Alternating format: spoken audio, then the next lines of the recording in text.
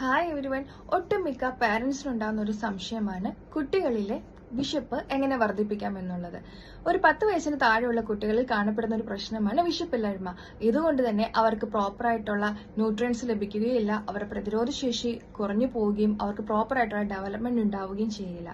കുട്ടികളുടെ ഫാസ്റ്റ് ആയിട്ടുള്ള ഗ്രോത്ത് ആയതുകൊണ്ട് തന്നെ അവർക്ക് കൊടുക്കുന്ന ഭക്ഷണം നമുക്ക് പെട്ടെന്ന് തന്നെ അവർക്ക് മാക്സിമം എനർജി യൂട്ടിലൈസ് ചെയ്യുന്ന രീതിയിലുള്ള ഭക്ഷണമായിരിക്കണം. പിന്നീട് അവർക്ക് വളരെയധികം ആകർഷകമായിട്ടുള്ള ഒരു നിറത്തിലും രുചിയിലും ഭക്ഷണം നൽകാൻ ശ്രദ്ധിക്കുക. ഫോർ എക്സാമ്പിൾ, നമ്മൾ വെജിറ്റബിൾസിൽ ആഡ് ചെയ്തിട്ടുള്ള ഉപ്പുമാവ്, ഇഡ്ലി ഫോമിലൊക്കെ കൊടുക്കുന്നത് നല്ലതാണ്. അതുപോലെ തന്നെ കുട്ടികൾക്ക് വളരെ ആകർഷകമായ മണത്തിൽ ഭക്ഷണം കൊടുക്കാൻ ശ്രദ്ധിക്കുക. അതിനായിട്ട് ചില സ്പൈസസ് ഒക്കെ ആഡ് ചെയ്തിട്ട് ഫുഡ് പ്രിപ്പയർ ചെയ്യുന്നത് നല്ലതാണ്. പിന്നീട് കുട്ടികളിൽ നമ്മൾ 1 മണിക്കൂറെങ്കിലും ഓടിക്കളിക്കാൻ ശ്രദ്ധിക്കുക, അവരെ അതിന് അനുവദിക്കുക. അങ്ങനെ ഓടിക്കളിക്കുമ്പോൾ അവർക്ക് വിശപ്പ് വർദ്ധിക്കുകയും ചെയ്യും, അവരെ പ്രോപ്പറായിട്ടുള്ള മെറ്റാബോളിസം നടക്കുകയും ചെയ്യുന്നുണ്ട്.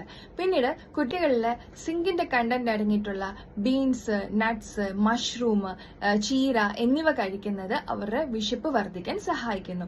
പിന്നീട് രാവിലെ അവർ എഴുന്നേറ്റ് കഴിഞ്ഞ് കഴിഞ്ഞാൽ 1 ഗ്ലാസ് വെള്ളം കുടിക്കുക. പിന്നീട് ഒരു അരമണിക്കൂറിനുള്ളിൽ കൃത്യസമയത്തിന് ബ്രേക്ക്ഫാസ്റ്റ് കൊടുക്കാൻ ശ്രദ്ധിക്കുക. പിന്നീട് ഭക്ഷണത്തിന് മുമ്പ് നമ്മൾ അമിതമായിട്ട് പാലോ അല്ലെങ്കിൽ ബേക്കറി ഐറ്റംസോ മധുരമുള്ള ചോക്ലേറ്റ്സ് ഒന്നും കൊടുക്കാതിരിക്കുക. അത് അവരുടെ വിശപ്പ് കുറയ്ക്കാൻ കാരണമാകുന്നു. അതിന് പകരം നമുക്ക് ഫ്രഷ് ആയിട്ടുള്ള പഴങ്ങൾ, ഫ്രൂട്ട്സ് എല്ലാം കൊടുക്കുന്നത് അവർക്ക് വിശപ്പ് വർദ്ധിക്കാൻ സഹായിക്കുന്നു.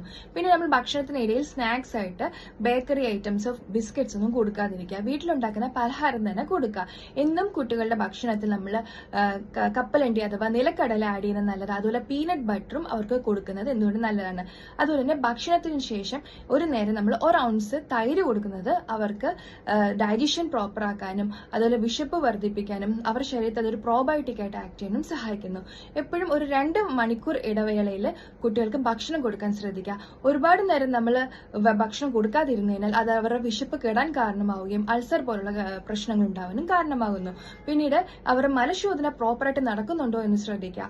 അതുപോലെ തന്നെ എല്ലാ 6 മാസ ഇടവേളകളിലും വിരയ്ക്കുള്ള മരുന്ന് കൊടുക്കുന്നതും നല്ലതാണ്. സോ ഈ ഒരു ഇൻഫർമേഷൻ എല്ലാവർക്കായിട്ട് ഷെയർ ചെയ്യുക.